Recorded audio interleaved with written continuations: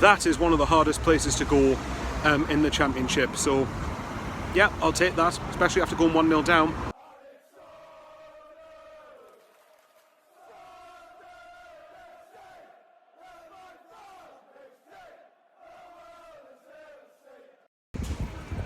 Take 2 at recording this, because apparently my last video stopped playing after a minute and a half, so let's see if this one's any better. But yeah, very good point. Having obviously now had a bit of time to think about the game, if I was to assess it, I think the game panned out in a lot of ways like I expected, because Millwall obviously make the game very scrappy, very physical. They get in your faces, they're very direct. A lot of teams go there and struggle with them. Watford, for example, who came down for the Premier League, got beat 3-0 away at the Den earlier in the season. And I think when you look at it, to come out of the game with anything is a very good achievement. I think when you look at it, I heard on What the Folk pod in the preview midweek, again, very good balanced pod, I'd highly recommend you check it out, that apparently out of the 13 times, is it 13 or 14 times, Millwall have took the lead at home this season, 10 of which they've gone on to win, something like that. So they're usually very, very good at holding on to the 3 points once they end up getting their noses in front. So I think overall, you've got to look at that point and be pretty content with it. First half was pretty even. I mean, not as much happened as what you would have liked, obviously, but I think the game that the team that we were playing didn't really suit the way we want to play, because we've got technical players who want to keep the ball on the ground and really play on the ground. I'm going to say play on the floor, but that sounds wrong.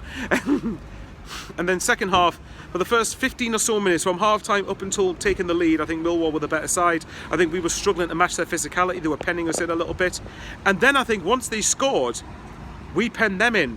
I think we were starting to create chances. We were putting them under pressure. We were asking questions of them, putting balls into the box, trying to get them in their own third. And we scored from a set piece in the league, which the funny thing about it, now that you hear Cirkin seems to be okay, is that Cirkin didn't know that he scored because he'd been out concussed right in the seconds after he scored the goal.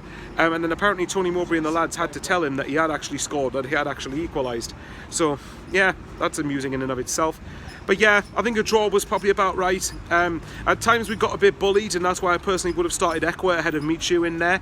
I think Michu should get more joy against teams like Reading at home, where they aren't quite as physical, whereas Millwall away is some game for Michu, to be fair, but no one did particularly badly.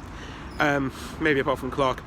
One quick thing I will say is, obviously, I'll have me quick say on the striker thing before I love yous and leave yous.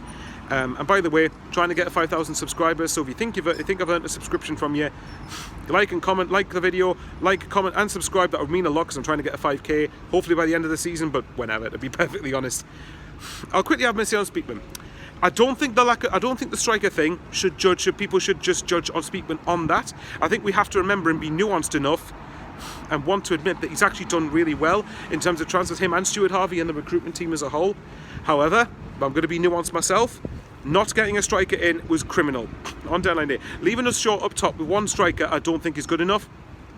Although at the same time, I think it shows a message that we're not going to be panic buying and be bullied into trying to pay over the odds for players, which is a good thing.